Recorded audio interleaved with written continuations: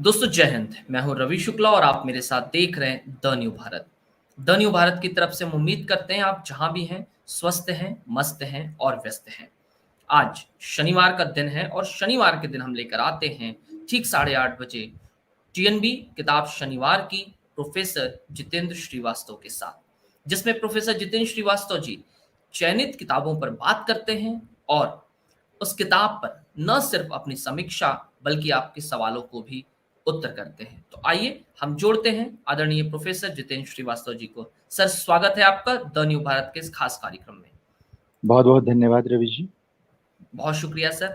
और जिस तरह हमारा कार्यक्रम का उद्देश्य है कि हम प्रति शनिवार दो किताबों पर चर्चा करते हैं।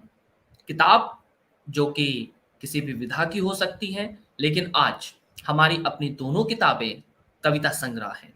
कविता संग्रह के रूप में आज आदरणीय जितेंद्र जी जिन किताबों पर चर्चा करने जा रहे हैं, उन किताबों की कविताओं में हर बार की तरह कुछ नयापन है, जिस नएपन पर जितेंद्र सर बात करेंगे।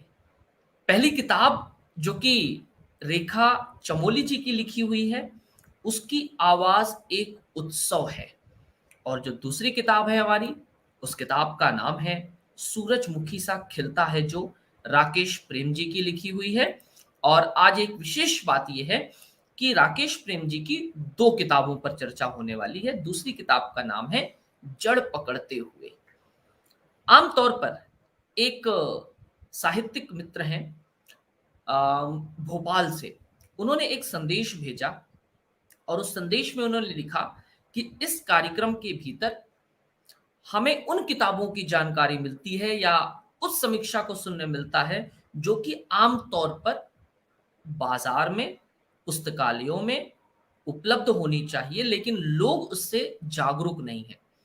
उनका ये कहना है कि ऐसे कार्यक्रमों से भले ही कुछ लोगों तक, लेकिन एक सही साहित्यिक सामग्री या उचित साहित्यिक सामग्री पहुंच पा रही है।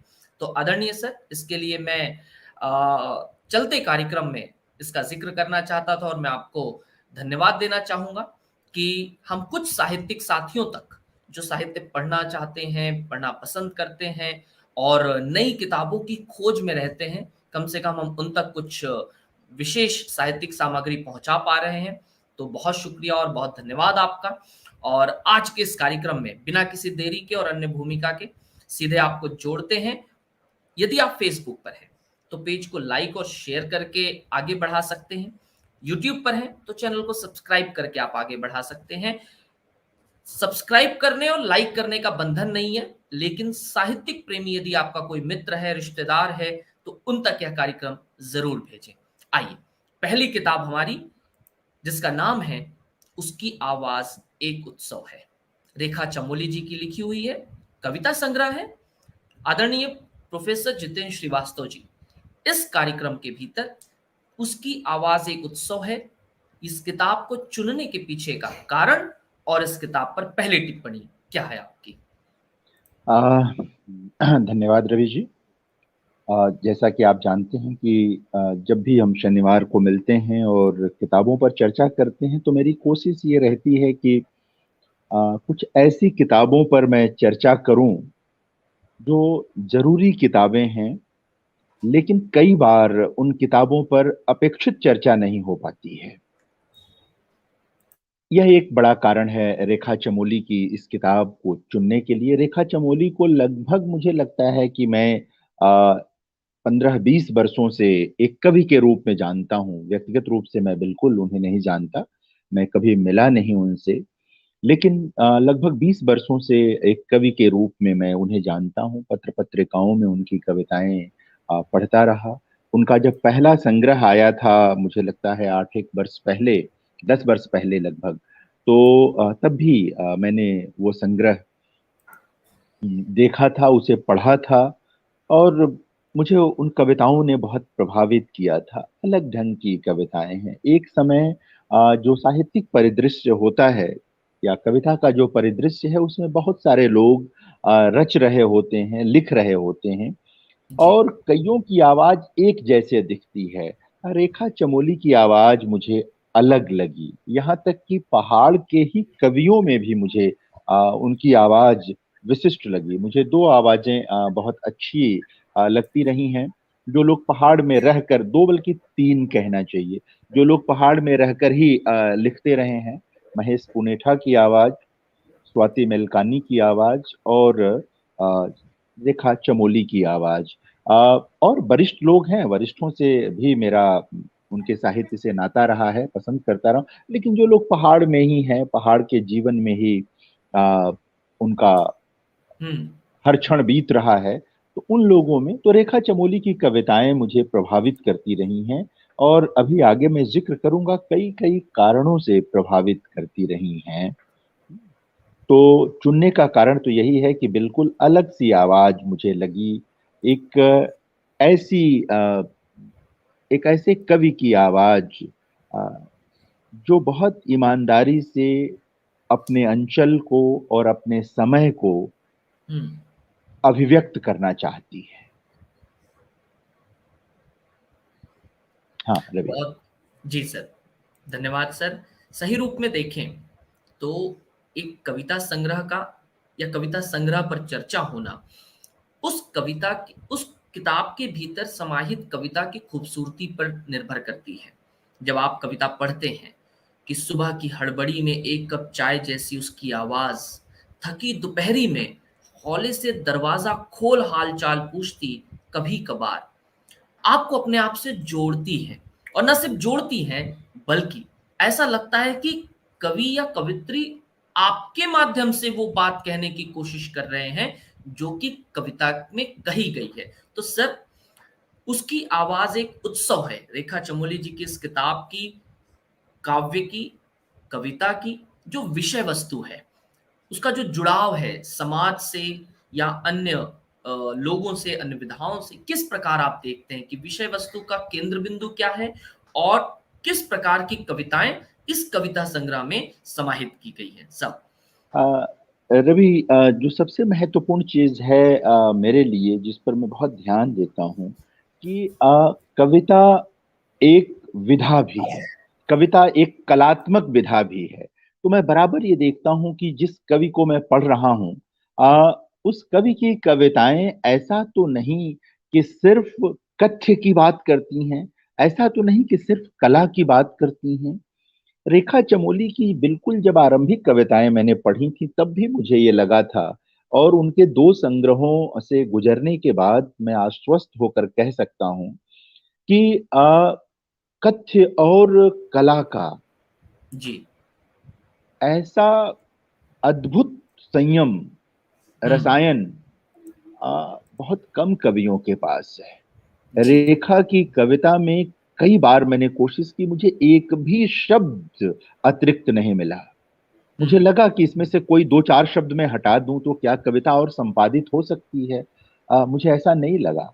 हमेशा लगा कि बहुत संयम, और वो जो कहना चाहती हैं उसे बहुत सलीके से कह लेती हैं, बहुत प्रभावशील ढंग से। अभी आप कुछ पंक्तियां पढ़ रहे थे, आपने जी। स्वयं महसूस किया होगा, बहुत सलीके से वो अपनी बात कह लेती हैं।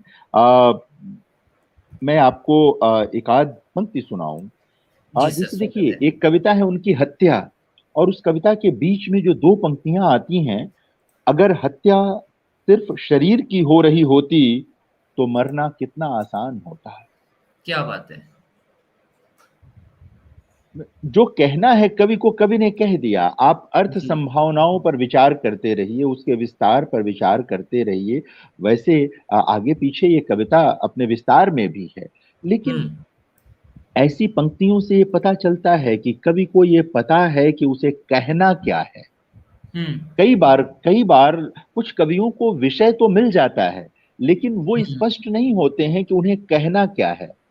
रेखा की लगभग सभी कविताएं इस बारे में कह सकते हैं सचेत हैं कि उन्हें कहना क्या है और हम्म। किस किस तरह कहना है। तो एक कलात्मक संयम उनके वहां है, और विषय वस्तु तो है ही है, विविधता है। उनकी कविता एक स्त्री की कविता है, लेकिन वह सिर्फ स्त्रियों की कविता नहीं है, सिर्फ स्त्रियों के बारे में कविता नहीं है। हम्म। वह एक तरह से अपने हम्म। समूचे समय को पकड़ना हम्म। चाहती हैं अपनी स्थानीयता के साथ। हम्म। वो वायवीय नहीं है, अपनी स्थानीयता जी। का कत्ल नहीं करती, वो अपनी स्थानीयता को मिटा करके हम्म। इधर उधर नहीं जाती रेखा। अपनी स्थानीयता के साथ वो अपने राष्ट्र को, अपने समाज को और एक तरह से अपने समय के पूरे विश्व को देखने की कोशिश करती हैं। हम्म। और यही किसी अच्छे कवि को करना होता है, किसी अच्छे कवि को यही करना होता है। मैं बहुत प्रभावित रहा हूं इनकी कविताओं से। हालांकि पहली बार इनकी कविताओं पर मैं कुछ कह रहा हूं या ये जी। अवसर बन पाया है, तो जी सर। ये एक बड़ी चीज रही है। गहरी विचारशीलता है इनकी कविताओं में। हम्म। अक्सर हिंदी कविता में ये देखा जाता है कि कुछ लोग जो हम्म। विचारशीलता लेकर आते हैं, उनकी हम्म। कविता ठस हो जाती है। बहुत जी। जड़ किस्म, मैं कह रहा हूं कि यानी कवित्व के अर्थ में जड़ हो जाती है वो। तो जी। देखिए क्या है ना कि कविता में कवि निबंध लिखे तो फिर वो कवि कहाँ हुआ। कविता में हम्म। तो कविता ही हो सकती है, जी। विचारशीलता आ सकती है, लेकिन वहां गतिशीलता कविता की होनी चाहिए। पंफलेट की गतिशीलता नहीं चलेगी वहां पर, निबंध की गतिशीलता नहीं चलेगी। रेखा को ये मालूम है कि कविता की गतिशीलता क्या होती है और कविता में विचारशीलता की भूमिका कितनी है और कितनी दूर तक है। तो ये एक बहुत महत्वपूर्ण चीज है अ, इस संग्रह में, हम्म। रेखा चमोली की कविताओं में। जी सर, नई कविता के या नई कविता में हम रेखा जी की कविताओं को किस रूप में देखते हैं? इसमें ऐसा क्या नयापन दिखाई देता है जो रेखा जी की कविताओं को या रेखा जी को अन्य कवियों से अलग करता है, अन्य कविताओं से अलग करता है? आमतौर पर हम अब तक जितनी कविताओं पर या जितने कविता संग्रह पर बात किए हैं, सबके रंग, रूप, विषय वस्तु अलग रही है और कहीं न कहीं सभी में एक अलग गहनशीलता रही है। सभी एक अलग आकाश की बात करते हैं, लेकिन सभी में कुछ समाज के उद्देश्य, हर किसी से जुड़ाव दिखाई देता है। तो इनकी कविताओं में रेखा जी को क्या विशेष बनाती है? रेखा जी की कविताओं को नई कविता के दुनिया में हम किस रूप में देखते हैं? आज वर्तमान हिंदी में, वर्तमान साहित्य में हम उन्हें किस तरह से समझें? दो तीन बातें मैं कहना चाहता हूं। एक तो ये कि इधर कविता में कथात्मकता का चलन बढ़ा है, जो कि एक अच्छी बात है। कविता में कथा और कथा में कविता की आवाजाही हुँ। दोनों दोनों विधाओं को एक तरह से कह सकते हैं और अधिक प्रभावशील बनाती है। तो रेखा अपनी कविताओं में हुँ। कोई ना कोई जो कह सकते हैं कथा का कोई सूत्र पकड़ती हैं, कोई घटना पकड़ती हैं और उसे कथात्मक ढंग से कहने की कोशिश करती हैं। अपनी अधिकतर कविताओं में वो एक कोशिश करती हैं। यह एक अच्छी चीज है। और वो जानती हैं कि बात कैसे कहनी है। हुँ। वो अनावश्यक डिटेल में नहीं जाती, अनावश्यक विवरण में नहीं जाती। विवरण उनकी कविता में उतनी ही दूर तक हैं जहां तक वो अ, सेतु का काम करते हैं, जहां तक वो हुँ। विषय को और स्पष्ट करने का काम करते हैं, वहीं तक वो विवरण लेकर आती हैं, डिटेल्स लेकर आती हैं। यह मेरे लिए एक बहुत महत्वपूर्ण। दूसरी चीज ये है, बार बार मैं कह रहा हूं कि जी। वो कविता में जो कवित्व की जितनी संभावना हो सकती है जो वो लिख रही हैं, वो जी। उसको जानती हैं और उसको लेकर आती हैं। मैं आपको बताऊं, उनकी एक कविता है, आत्महत्या माय फुट। हाँ, हुँ। ये कविता थोड़ी अलग ढंग की कविता है। चलते चलते शुरू होती है कि बहुत बार मन करता है तेज स्कूटर चलाते हुए किसी पहाड़ी मोड़ पर कर लूं आंखें बंद, कुछ एक मिनट की बात होगी और किस्सा खत्म। बहुत सारी बातें इसमें आती हैं, मन में कई तरह के विचार आते हैं, हुँ। कई उसका उसका प्रत्याख्यान भी आता है उन विचारों का। लेकिन कविता जहां जाकर समाप्त होती, समाप्त कहना चाहिए नहीं बल्कि जहां अपना उत्स प्राप्त करती है, कविता जाकर जहां एक ऊंचाई प्राप्त करती है, वो कहती है कि वहां कवित्री कहती है कि जानी, जीना कितना भी दुश्वार क्यों न हो, मरने से थोड़ा सा हसीन तो होता ही है। क्या बात है। देखिए, कोई कोई बहुत बड़ी-बड़ी बात नहीं, कोई हुँ, कोई अनावश्यक कोई रोमान नहीं, कोई और बहाना बनाने की कोशिश नहीं। यह धीरे से तमाम बातें कहते हुए बता देना कि जीना हमेशा मरने से अधिक सुंदर है। क्या बात है। वह हमेशा जीवन में एक संभावना रहती है कि आप कुछ बेहतर कर सकते हैं, निकाल सकते हैं। हाँ, मरने के बाद कोई गुंजाइश नहीं रह जाती, चीजें खत्म हो जाती हैं। जीना हमेशा गुंजाइश को बचाए रखने की एक तरह से कह सकते हैं जगह है। तो रेखा बहुत बहुत आहिस्ता से ले जाकर के कविता हुँ, कहाँ जाकर खत्म होनी है, यह सलीका जिस कवि को आ जाता है, कहाँ से शुरू होनी है और कहाँ खत्म होनी है, जिस कवि को ये सलीका आ जाता है, समझिए कि वो बहुत कुछ हासिल कर लेता है। तो रेखा चमोली के साथ ये है, बहुत बहुत गहरी अ, मार करती हैं ये कविताएँ, बहुत सूक्ष्म संवेदना की कविताएँ हैं। स्वाति मेलकानी ठीक लिख रही थी अपनी टिप्पणी में कि देर जी, तक जी, उन कविताओं का असर कहीं बना रहता है, गूंजता जी, रहता है। ये एक बिल्कुल। महत्वपूर्ण चीज़ है। वो उनकी समकालीन कवियत्री हैं, लगभग एक साथ ये लोग लिख रही हैं, दोनों पहाड़ की हैं। ये और अच्छी बात है कि समकालीन एक-दूसरे की प्रशंसा करें और एक-दूसरे को पसंद करें। यह भी एक वृत्त को बड़ा करने का कह बिल्कुल, सकते हैं कि पक्ष है। हाँ? जी, तो ये चीज़ निकल कर के आती है। एक और बिल्कुल, अच्छी बात ये है रवि कि रेखा चमोली बहुत जाने-पहचाने विषयों पर भी और कई बार जिसे आप साधारण कह सकते हैं, ऐसे जी, विषयों पर भी कविता लिख कर के आपको यह सोचने पर विवश कर सकती हैं कि देखो, इसमें यह एक पक्ष तो कभी हमारी दृष्टि में आया ही नहीं। जैसे ड्राइवर पर उनकी एक कविता है, तुम्हें क्या बात है। कितनी समा तुम्हें कितनी समानता चाहिए, जो एक बड़ा विषय है स्त्री-पुरुष संबंधों में या जी, जी, आधी आबादी का, उसमें इतने सलीके से वो इस बात को कहती हैं। मैं थोड़ा-सा उसको सामने रखना चाहता हूँ बस। अ, अंतिम जहाँ कविता ये शुरू तो होती है कि मुझे इतनी समानता चाहिए कि किसी दिन देर तक सोना चाहूँ तो मेरी नींद में चक्कर न लगाएँ घर के काम। लेकिन कविता जहाँ हुँ, समाप्त होती है, वो है कि बहुत लंबी नहीं है मेरी लिस्ट, बस इतनी सी बात है तुम और मैं समान अधिकार से खा पी सकें, कहीं आ जा सकें, ओढ़ पहन सकें, पढ़ लिख सकें, काम कर हुँ, सकें और ये सब इतना सहज हो कि मेरा स्त्री और तुम्हारा पुरुष होना हमारे जीने के बीच कोई बाधा न बने। क्या बात है। तो ये बात स्त्री-पुरुष समानता पर बड़ी-बड़ी बातें होती हैं, होनी चाहिए, लेकिन एक कवि को कैसे इसी बात को कहना है, ये रेखा चमोली की ये कविता हुँ, बताती है, इंगित करती है। तो ये बहुत महत्वपूर्ण चीज़ है मेरे लिए। एक कविता है विद्या माता की कसम।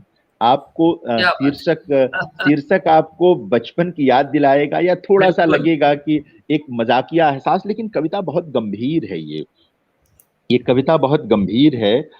विद्या माता की कसम जो है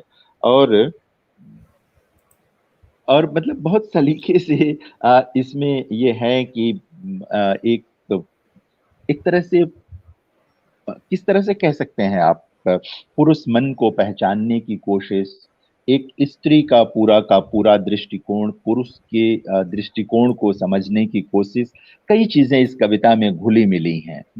और ये कविता जी, मतलब पढ़ते हुए रोकती है, टोकती भी है, हुँ, बीच-बीच में टोकना कविता का काम होता है। जो कविता टोकती बिल्कुल, नहीं है, वो बहुत काम की कविता नहीं होती।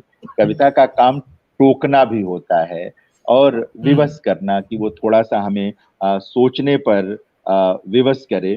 तो ये एक कविता मुझे इस तरह से अच्छी लगी। एक उत्तराधिकारी शीर्षक कविता है इनकी। अ, उम, वो एक इस तरह की कविता है जो उत्तराधिकारी कविता है, हुँ, जो हमें लगता है कि बहुत छोटी-सी कविता है ये। अपने बारे में बताना बहुत ज़रूरी हुआ तो मैं अपने बच्चों को अपनी दोस्ती के बारे में बताऊँगी। अपनी क्या यात्राओं बात और अपनी गलतियों के बारे में बताऊंगी, अपने असफल प्रेम के बारे में बात करूंगी, पर नहीं करूंगी अपने किसी नए पुराने दुश्मन का जिक्र। मैं उन्हें अपनी लड़ाइयों का हथियार नहीं बनाऊंगी। मेरे बच्चे मेरी दोस्ती और प्रेम के उत्तराधिकारी। है। एक कवि ऐसी ही दुनिया बनाना चाहता है, एक सच्चा और अच्छा कवि हम्म, ऐसी ही दुनिया बनाना चाहता है। और उसमें भी मुझे लगता है कि एक स्त्री कवि की संवेदना अधिक उदात्त होती है शायद। अ, इसलिए रेखा ये बात कह पाई, कवि के सिवा इस तरह की बात कोई नहीं कह सकता। जो बिल्कुल। पितृसत्ता है वो तो यही सिखाती है कि पूर्वजों का बदला लेते रहो, और इसी में बिल्कुल। पीढ़ियां खप जाती हैं, लोग नष्ट हो जाते हैं। कवि ही है जो अपने उत्तराधिकारियों को प्रेम करना सिखाता है। पुराने जो अ, विराग हैं उनसे मुक्त होने की बात करता है, राग में ही जीवन व्यतीत करने की बात करता है। तो कई चीजें हैं।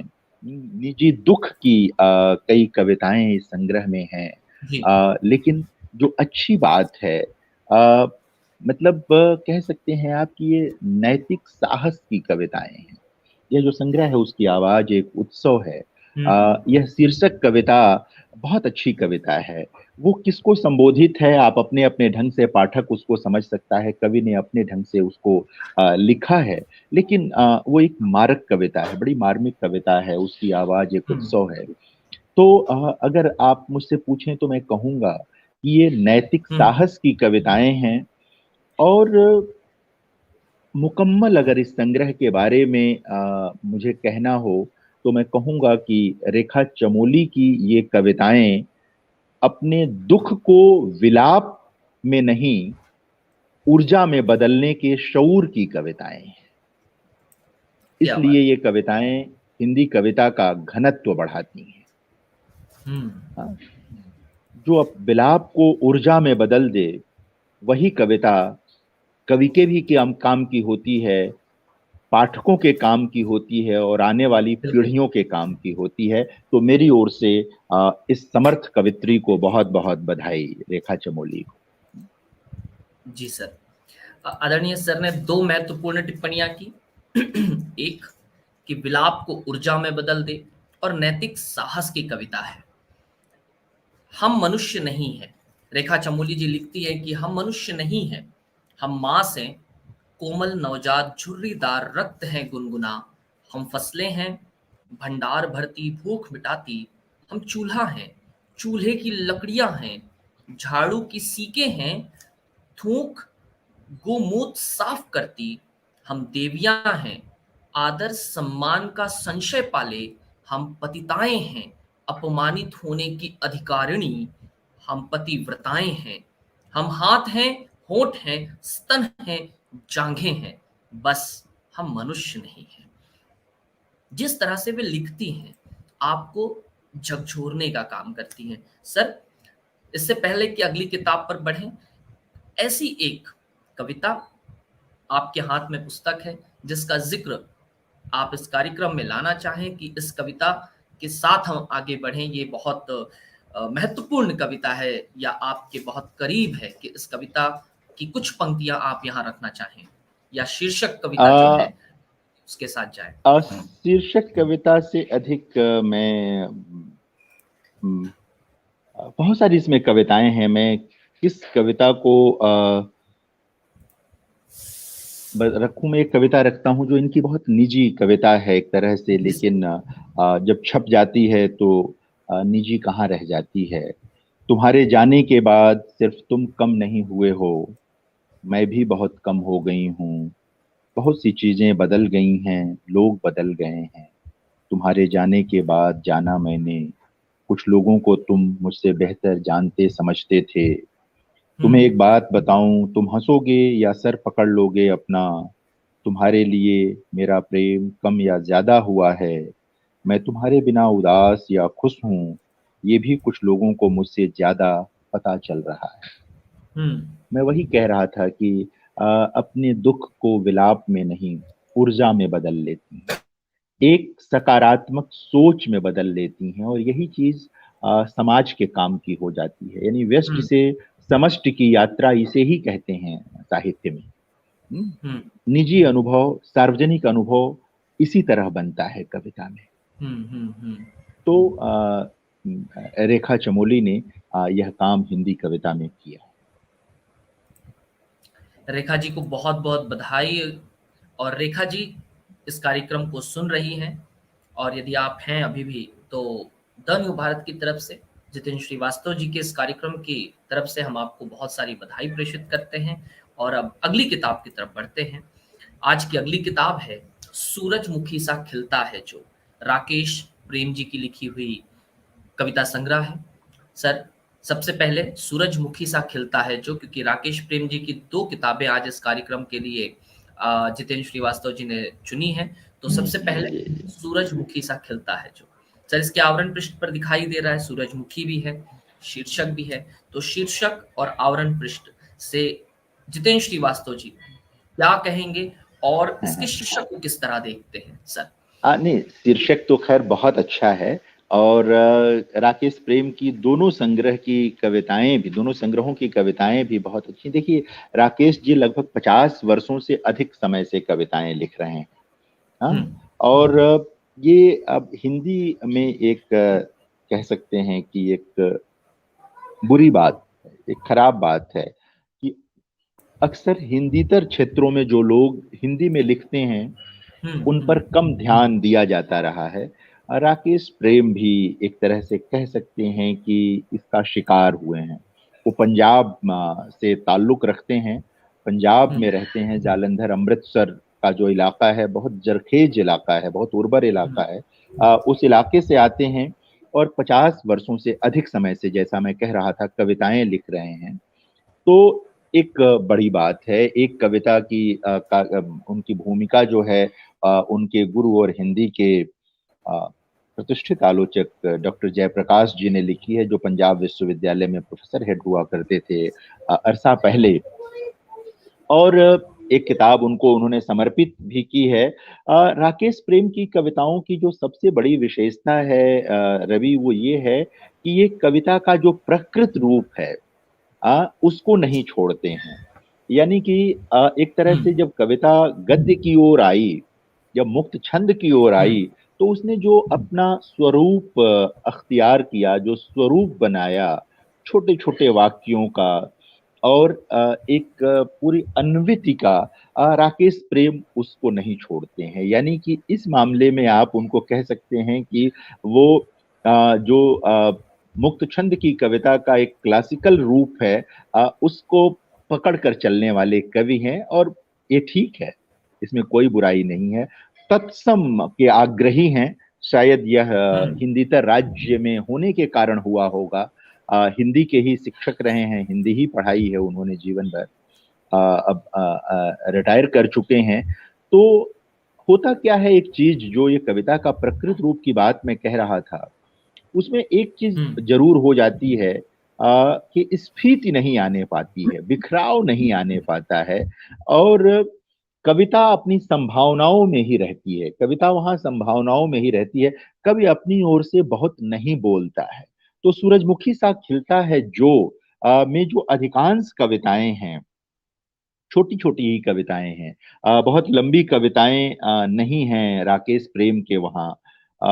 कई बार एक कविता के भीतर छोटे छोटे खंड भी हैं, अंश भी हैं। उन्होंने क्षणिकाएं भी लिखी हैं, वो क्षणिकाएं भी हैं। लेकिन तीक्ष्णता बहुत है इन कविताओं में।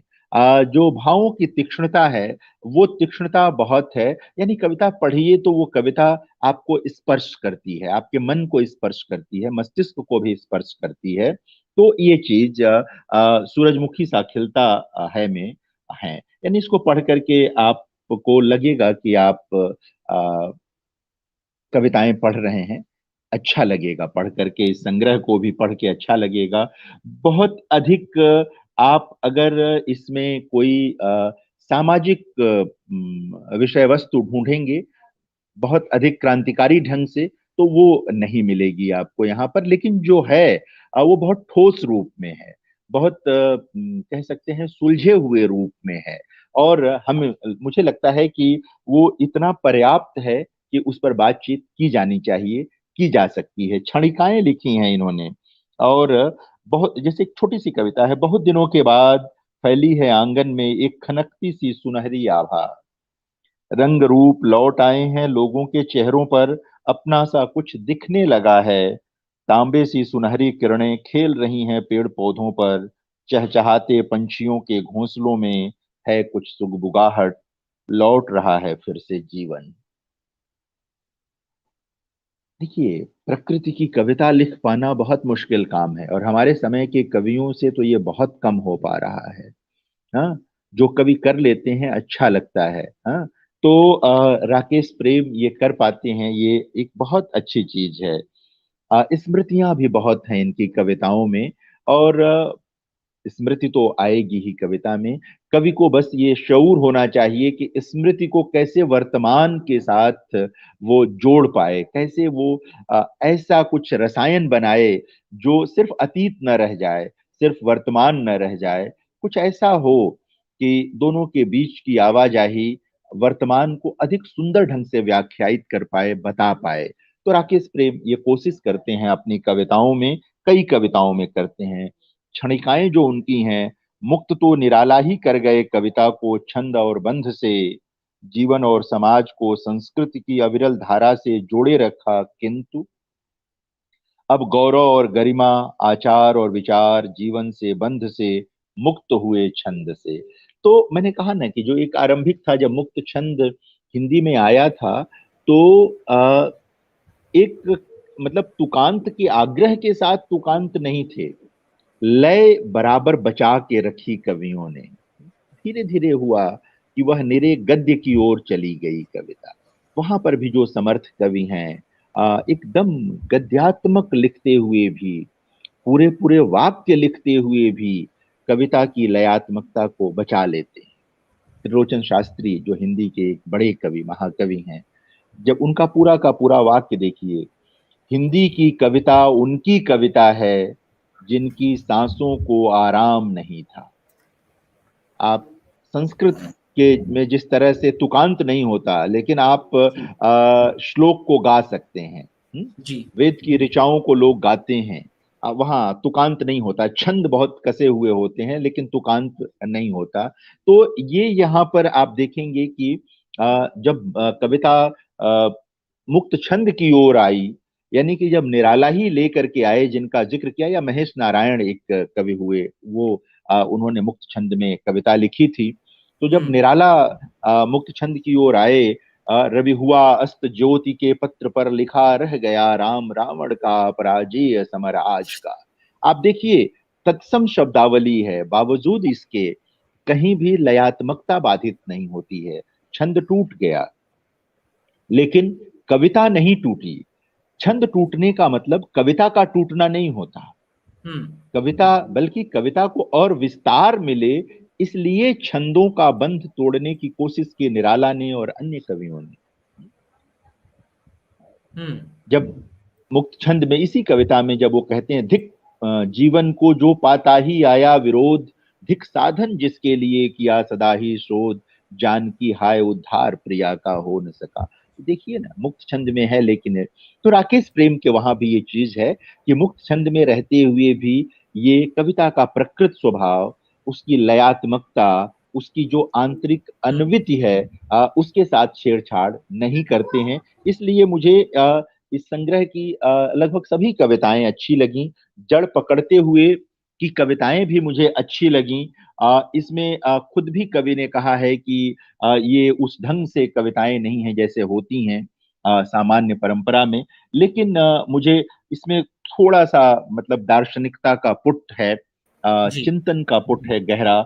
रस्सी की सांप दुविधा नहीं थी राम बोला की, संशय था ही नहीं उसके मन में निर्धारित हम्म। लक्ष्य के प्रति, पत्नी की प्रताड़ना मात्र एक संयोग था कायाकल्प का। ये तुलसी के बारे में कविता है। जी। शर्म का मोह विवेक कहाँ, रागग्रस्त तुलसी को राम भक्त तुलसी का, नहीं था केवल संबोधन मात्र, अहिल्या के उद्धार सा, जीवन दान था, व्यक्तित्व निर्माण था। तो इसमें इस तरह की बहुत सारी कविताएं हैं जिनमें जी। इतिहास का, मिथक का, जीवन के तमाम प्रसंगों का प्रयोग किया है राकेश प्रेम ने। और सुंदर कविताएं, प्रभावी कविताएं, हम्म। सोचने की वाली कविताएं, और कई बार जीवन में एक तरह से कह सकते हैं कि मार्ग दिखाने वाली भी कुछ कविताएं हैं। धूप के पांव नहीं होते, धूप होती है चितकबरी बिल्ली सी, अभी है रंग एक दूसरा, कभी दृष्टि भ्रम सा, हवा के पंखों पर उड़ती है धूप, आंख मिचौली करती बादलों संग, सहलाते रहते हैं दादा सूरज दूर आकाश से, तपिश से कभी कभी बादलों के झुरमुट से लुटाते हुए स्नेह सुधा। तो इस तरह की बहुत सी कविताएं राकेश हम्म। प्रेम के संग्रह में हैं। अच्छी बात यह है कि कविता के लिए जिसको कहते हैं कि बहुत सारे कवि जो विषय खोजते रहते हैं, जी। राकेश प्रेम विषय नहीं खोजते। इनकी कविताएं, ये कविता लिखते हैं और उसमें उनके समय के ढेर सारे विषय अपने आप समाहित हो जाते हैं। क्या स्वाभाविक बात। तौर पर उनका समय उन कविताओं में आ जाता है। यह भी एक विशेषता है। और ये जाहिर है कि एक साधना की चीज होती है। हर कवि जी। अपने ढंग से लेकर आता है। संस्कृति चिंता की कविताएं हैं ये। संस्कृति हम्म। को लेकर काफी चिंतित हैं राकेश जी। प्रेम, और इन कविताओं में है। तो हम्म। हिंदीतर क्षेत्र में रहकर हिंदी की इतनी प्राणवान कविताएं लिखने वाले राकेश प्रेम को भी मैं इन दो संग्रहों के लिए बधाई देता हूँ। बहुत धन्यवाद सर।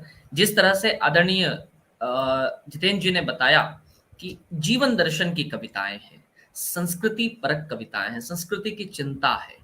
और मेरे हाथ कुछ पंक्तियां लगी थी सर की राकेश प्रेम जी लिखते हैं, आओ मनाए उत्सव जीवन की रंगशाला में, अपने अपने मन की पिचकारी से डालें गुलाल, हो जाएं लाल लाल। सरल शब्दावली, सहजता से आप जुड़ जाएं, कोई बहुत अधिक डिक्शनरी का प्रयोग, शब्दकोश को तलाशने की कोशिश नहीं।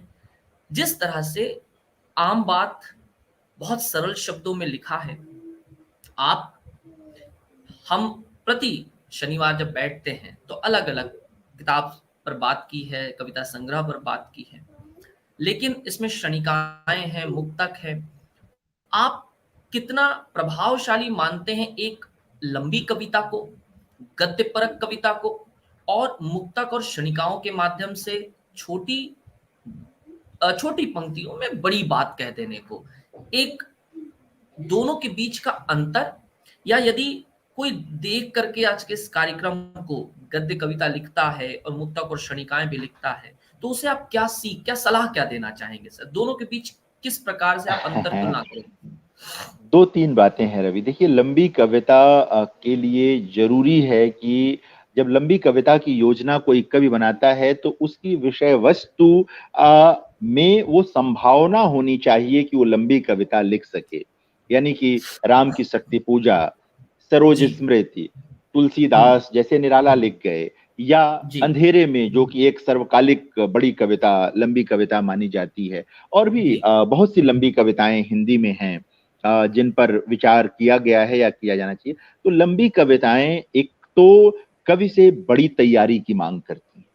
हम्म। लंबी कविता वही कवि ठीक ढंग से लिख सकता है जिसके पास कह सकते हैं कि लंबा जीवनानुभव हो, हम्म। अपने समय की गहरी समझ हो, जी। संस्कृति की गहरी समझ हो, राजनीति की गहरी समझ हो, हाँ, अपनी जो परंपरा है उसकी गहरी समझ हो, तब लंबी कविता निकल कर आती है। और कवि से वो धैर्य की मांग करती है, कवि से वो मतलब बड़ी तैयारी की मांग करती है। तो लंबी जी सर। कविता एक बिल्कुल मतलब किसी नए कवि को तत्काल लंबी कविता की ओर नहीं जाना चाहिए, नहीं मुंह के बल गिरने का खतरा रहता है, पहली बात।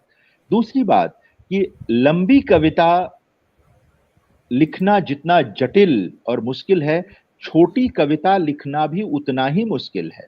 यानी कि हम्म। 10 पंक्तियों की कविता लिखते हुए आपके पास कोई गुंजाइश नहीं है डिटेल की, आपकी कोई गुंजाइश नहीं है कोई और चीज लाने की। आपको सिर्फ उन 10 पंक्तियों में, 5 पंक्तियों में कविता करनी है। यह एक बड़ी चुनौती है। तो आप कहना क्या चाहते हैं? तो बड़ी चीज ये है कि सबसे पहले तो कवि को ये स्पष्ट होना चाहिए कि वो कहना क्या चाहता है। हम्म, ठीक है ना। अलग से विषय चुनने की, जैसा मैं राकेश जी के बारे में कह, जरूरत नहीं होती। आपके इर्द गिर्द विषय ही विषय हैं। आप अगर हम्म, सचमुच कवि हैं तो विषय अपने आप आपको पकड़ लेते हैं। आपको ढूंढने की जरूरत नहीं पड़ती है। फिर ये तय होता है कि इस पर लंबी कविता बन पाएगी, इस पर छोटी कविता बन पाएगी, इस पर कोई 1 या 2 पेज की मध्यम श्रेणी की कोई कविता बन पाएगी, या आ, किस भी तरह की, माने 3-4 तरह की जो कविता की विधाएं हैं मुक्त छंद में, उनमें से क्या बन पाएगी।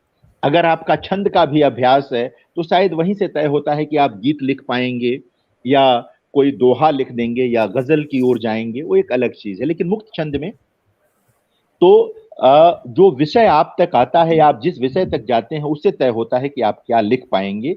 क्षणिकाएं जो होती हैं वो अर्थ संभावनाओं वाली होती हैं, लेकिन हम्म, वो कोई कह सकते हैं कि उनसे आप, उनमें आप कोई इतनी बड़ी बात नहीं कह सकते अपने समय की, कि जिसको लेकर बहुत देर तक विचार मंद। उसके लिए आपको थोड़ी बड़ी कविता की ओर आने की जरूरत पड़ती है। लेकिन जिस कवि की हम्म। अभिव्यक्ति जिसमें बेहतर ढंग से हो सके, उसमें उसको करना चाहिए, और अपने समय का सच लिखना चाहिए, अपने समय की बात करनी चाहिए।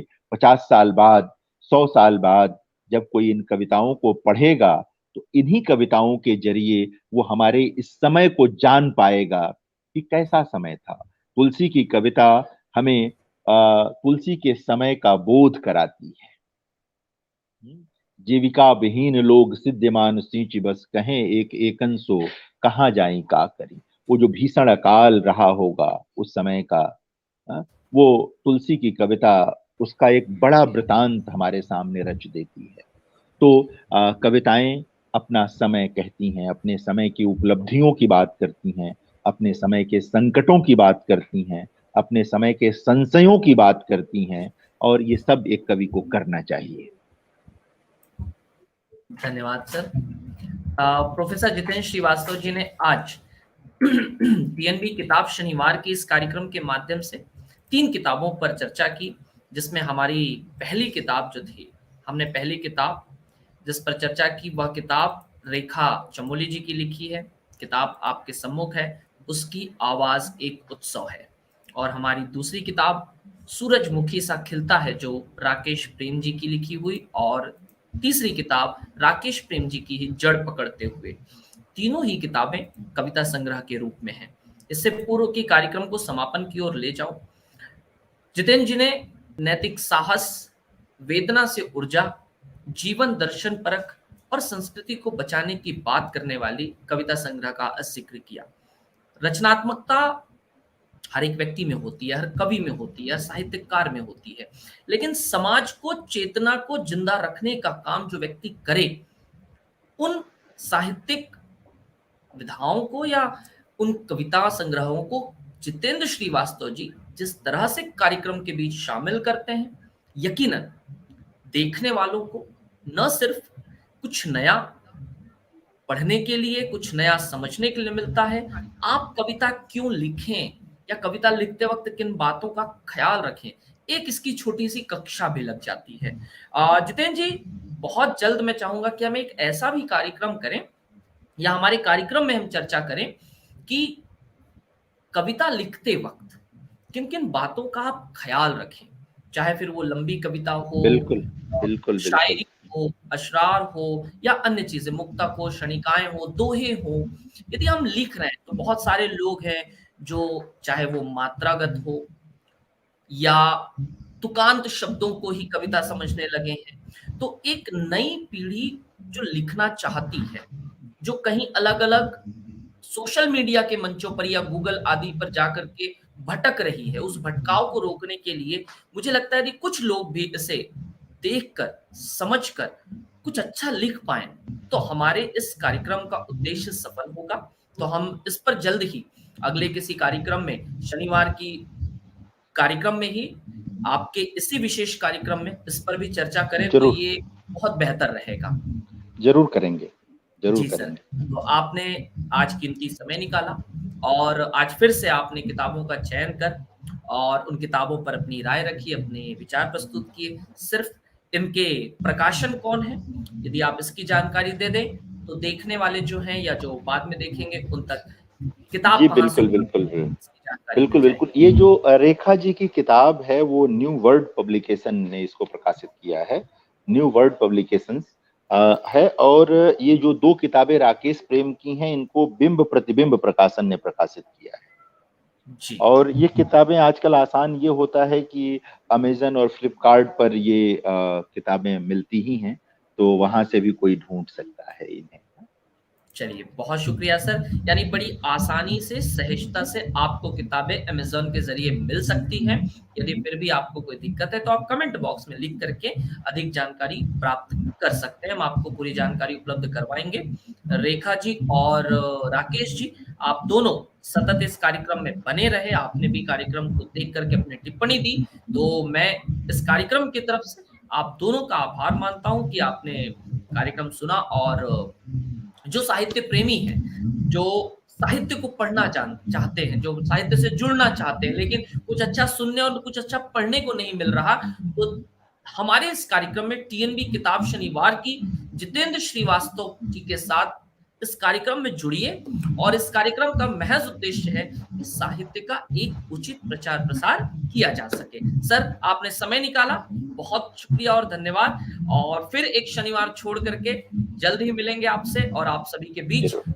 नई किताबों के साथ उपलब्ध होंगे। बहुत शुक्रिया, धन्यवाद। जय हिंद।